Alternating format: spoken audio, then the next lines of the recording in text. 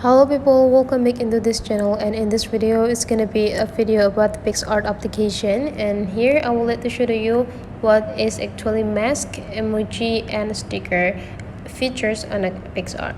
So here you just need to open your project or your photo so that you can start editing. So the features, the mask features tools will be in the downside here, and you just need to scroll into the left side, and you will find these two type of mask. This one is the mask, and then this one is shape mask. The mask here is the features that provided by the PicsArt to give an effect for your picture in the top line or the top layer of the your picture. And if you accidentally click apply for adding the mask here, but then you are regretting it, so you just need to go click this part to remove the mask. And the next thing is the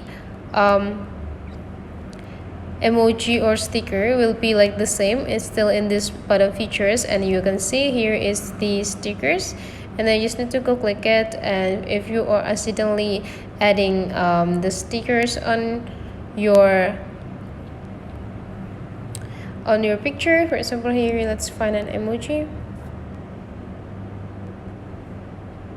and then you got it, and then you add it, and then you regret it to having this emoji. To remove this emoji from the picture, it's quite simple. You can just go click this part or directly click this undo tools.